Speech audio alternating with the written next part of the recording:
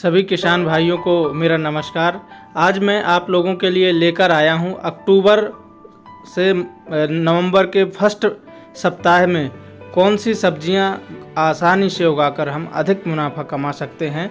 तो कौन कौन सी वो हैं सब्जियां जो अधिक मुनाफा दे सकती हैं। खर्च उनमें सिर्फ नाम मात्र का और मात्र 30 दिन में उनसे आमदनी शुरू हो जाती है। और इन फसलों को साथियों किसी भी मिट्टी में आसानी से उगाया जा सकता है, चाहे वो हल्की मिट्टी हो, कम उपजाऊ मिट्टी हो। सभी प्रकार की मिट्टी में आसानी से इन सब्जियों को हम उगा सकते हैं और इनसे अधिक मुनाफा कमा सकते हैं, क्योंकि इनकी जो मांग है बाज़ार में हमेशा रहती है और किसी भी सीज़न में इन सब्जियों को हम आसानी से किसी भी जगह कहीं पर भी बेच सकते हैं। और इनमें जो खर्च है और जो मेंटेनेंस है कीट बीमारियों दवाओं का, वो बहुत कम होता है। तो चलिए साथियों, आपका हमारे YouTube channel modern horticulture techniques में सभी का स्वागत करते हैं। यदि आपने अभी तक हमारे चैनल को सब्सक्राइब नहीं किया है तो उसको सब्सक्राइब कर लें, जिससे आपको और अधिक इन्फॉर्मेटिव जानकारी प्राप्त होती रहे। तो चलिए साथियों, अब हम बात करते हैं कौन कौन सी वो सब्जियां और कैसे उगाएं। तो सबसे पहले किसान भाइयों, हमें खेत की अच्छे से गहरी जुताई करनी है, जिससे हमारी मिट्टी भुरभुरी हो जाए और उसमें जो है पोलापन आ जाए, जिससे हमारी जो ये सब्जियां हैं इनकी जड़ें आसानी से उसमें इस्टेब्लिश हो सकें और उनका जो पत्ती का साइज है, ग्रोथ है उनकी, वो अच्छी हो सके। साथियों, गहरी जुताई के बाद अब हमें क्या करना है, प्रति एकड़ की दर से हमें 100 क्विंटल या फिर 4 से 5 ट्रॉली गोबर की अच्छी सड़ी हुई खाद खेत में डालना है। और यदि खाद नहीं है हमारे पास तो 5 से 7 कट्टे केंचुआ खाद, वर्मी कंपोस्ट आप खेत में डाल दीजिए।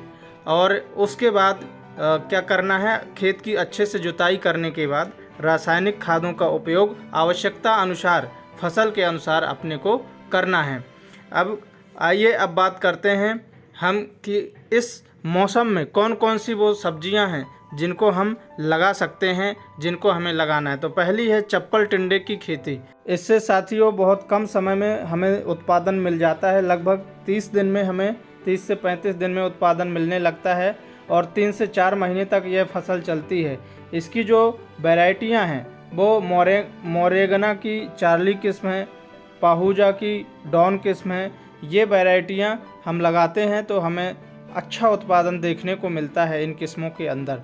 तो चप्पल टिंडे की खेती करके भी साथियों हम अच्छा मुनाफा कमा सकते हैं, क्योंकि इसकी जो डिमांड है मार्केट में वो बहुत अच्छी होती है और इसका जो रेट है बाज़ार में वो भी बहुत शानदार देखने को मिलता है।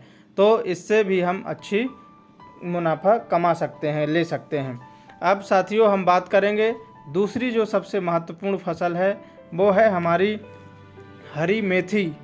हरी मेथी की जो फसल है वो बाज़ार में इसकी डिमांड अच्छी होती है और ये शानदार उत्पादन भी बहुत कम समय में हमें प्राप्त हो जाता है। तो ये भी हम लगा सकते हैं। इसकी जो उन्नतशील किस्में हैं साथियों, वो हैं पूसा कस्तूरी और एक कश्मीरी मेथी आती है, उसकी जो डिमांड है वो बाज़ार में अच्छी होती है। हाइब्रिड में अपन बात करें तो हाइब्रिड में स्वर्णा किस्म आती है, इसको हम लगा सकते हैं। मेथी की फसल से साथियों हमें 1 महीने के बाद उत्पादन प्रारंभ हो जाता है उसका, और हमें आमदनी प्राप्त होने लगती है।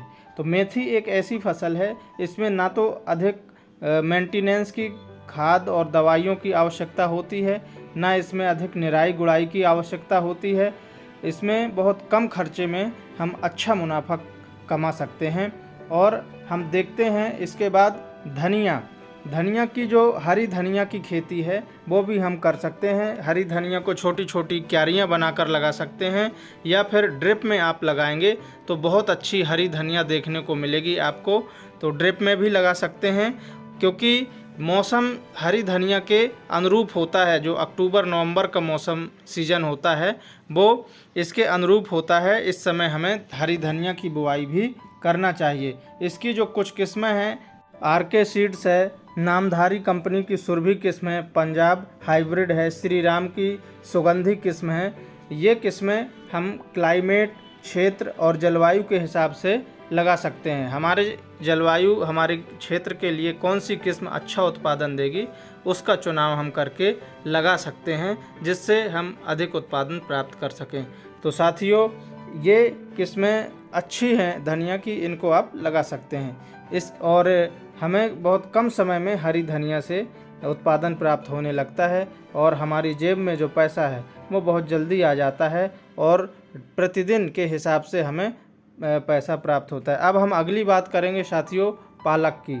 तो पालक की 5-5 क्यारी बनाकर 8 से 10 दिन के अंतर पे लगाना चाहिए, लगाते रहिए। और हम देखते हैं कि पालक की फसल से 25 से 30 दिन में बाज़ार में बेचने लायक हो जाती है। 25 से 30 दिन के अंदर ही हमें फसल जो है उत्पादन देने लगती है और इसके इस प्रकार के गट्ठे 20 से 30 रुपए के बाज़ार में आसानी से बिकते हैं। और हम देखते हैं कि पालक की फसल डेली इनकम देने वाली होती है, मतलब कम खर्चे के अंदर ही इसको हम लगा सकते हैं और ज़्यादा इसमें मेंटेनेंस की आवश्यकता नहीं होती है, कुछ एक्स्ट्रा खर्चे की आवश्यकता नहीं होती है और आसानी से हम इसको लगा सकते हैं। इसके बाद साथियों हम बात करेंगे अगली जो फसल है हमारी खीरा की। अब बारिश का मौसम ख़त्म हो गया है, तो बारिश की जो हमारी खीरे की फसल थी वो हमारी ख़त्म हो जाती है और इसके बाद जो मार्केट में खीरा आएगा उसके जो रेट देखने को बाज़ार में मिलते हैं वो बहुत ज़्यादा बाज़ार में रेट देखने को मिलते हैं, रेट अच्छे मिलते हैं।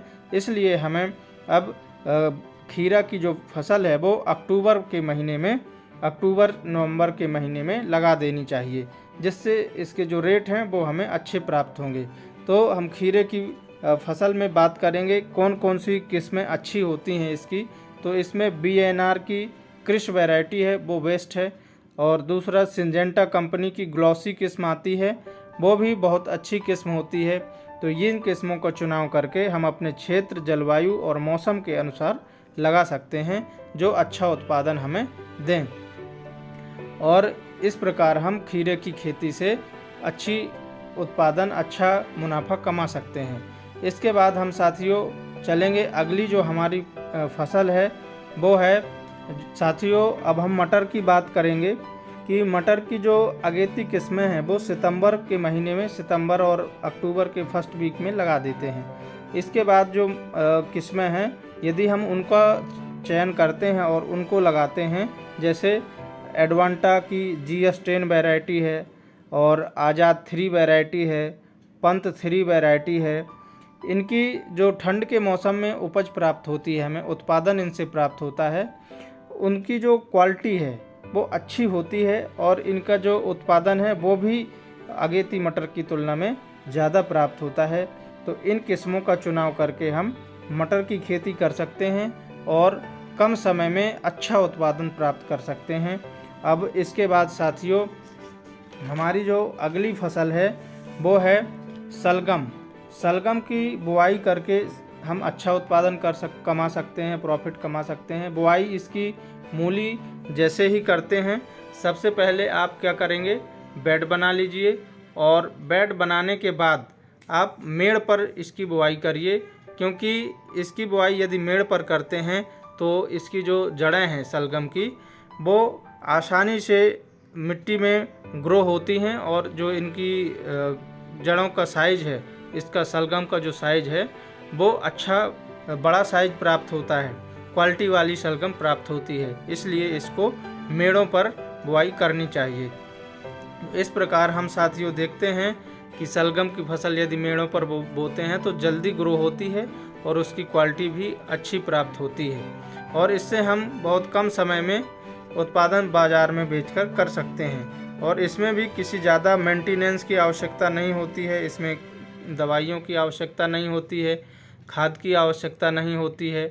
तो ये सब्जियां आप लगाकर साथियों अच्छा मुनाफा कम समय में कमा सकते हैं। इसी के साथ सभी साथियों को मेरा धन्यवाद। हमारे वीडियो को लाइक, शेयर और चैनल को सब्सक्राइब कर लीजिए।